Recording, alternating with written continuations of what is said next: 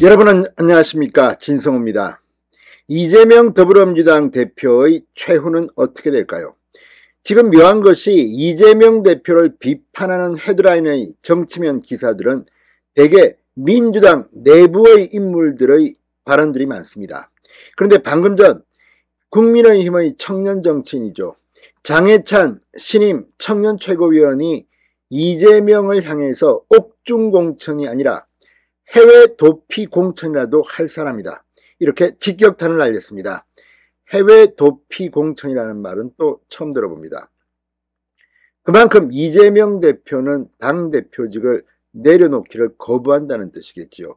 그렇게 되면 국민의힘의 내년 총선은 희망이 있습니다.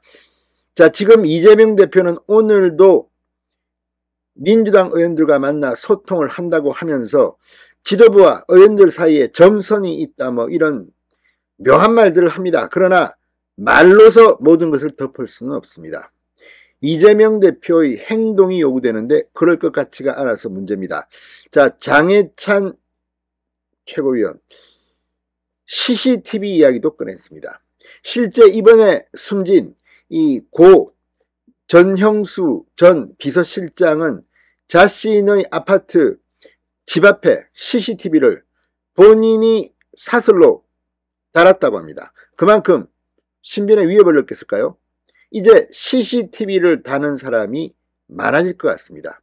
벌써 5번째 죽음이기 때문입니다.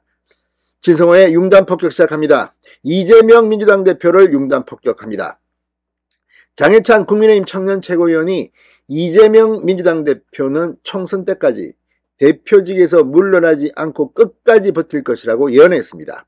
옥중공천뿐 아니라 해외 도피 공천이라도 할 사람이라고 예언했습니다. 이 말이 맞아떨어질지는 좀 지켜보면 곧 답이 나오겠지요. 장 최고위원은 조선일보 유튜브에 출연해서 보통 사람 같으면 자기 주변 사람이 한두 명이라도 극단적 선택을 하면 도저히 정치를 하기 힘들 것이다. 이재명 대표는 자기 주변인이 5명이나 죽었는데도 자기 책임은 없고 검찰 탓만 하면서 계속 정치를 하겠다고 버티고 있다고 말했습니다. 실제 이런 일이 벌어져도 이재명 대표는 진정성 있는 사과, 책임을 이야기하지 않습니다.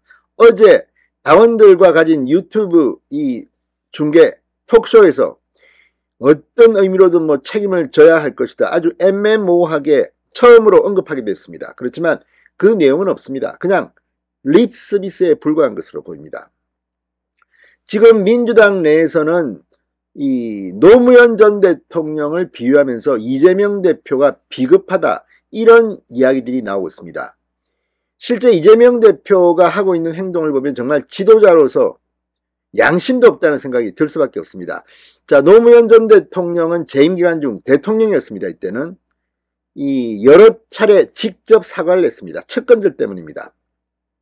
2003년 최도술 당시 청와대 총무비서관의 SK 비자금 수수 의혹과 관련해서 기자회견을 열고 검찰 수사 결과가 무엇이든 그동안 축적된 국민 불신에 대해 재심을 묻겠다. 최 전 비서관은 약 20년 동안 나를 보좌해왔기 때문에 그 행위에 대해 내가 모른다고 할 수 없다. 입이 10개라도 그에게 잘못이 있다면 내가 책임을 져야 한다고 말했습니다.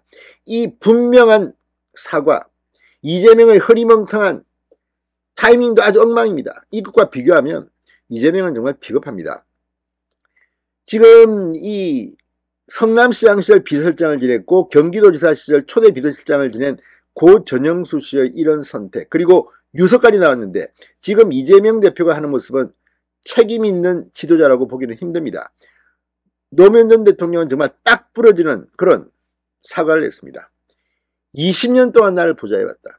사실 최도술 이 비서관 당시 청와대에서 무리를 부적절한 행동들을 많이 했습니다. 노무현 전 대통령은 사과를 했습니다. 안희정 때도 마찬가지였습니다. 같은 해 2003년 최측근이었던 안희정 전 충남지사가 나라종금 사건으로 구속됩니다. 그때 노무현 전 대통령은 TV토론에 출연해 안희정은 내 측근이다, 국민께 죄송하다고 고개를 숙였습니다.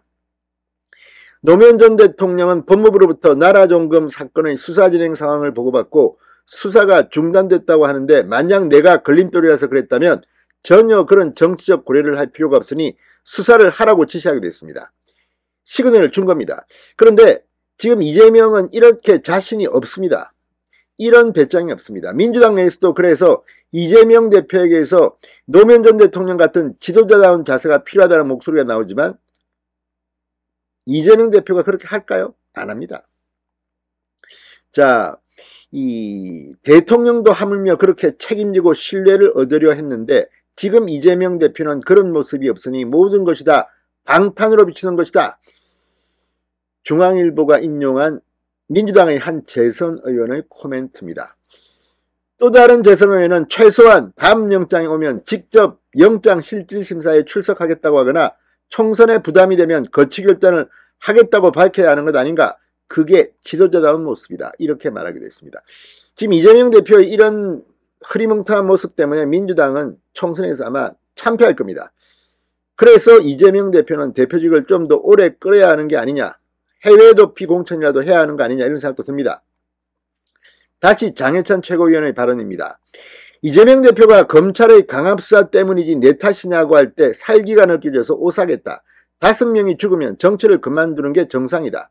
이재명 대표가 각종 비리 혐의에 대한 책임을 지고 국가의 품으로 들어갔으면 좋겠다. 그동안 내가 전면에 나서 이재명 대표를 많이 비판했기 때문에 개딸들의 공격도 많이 받았다. 이재명 대표 주변인들이 자꾸 죽는 모습을 보고 저도 귀가할 때마다 공포를 느꼈고 집 앞에 CCTV라도 달아야 하는 것 아닌가 하는 생각을 했다고 말했습니다. 고인이 된 전영수 전 비서실장은 집 앞에 CCTV를 달았습니다.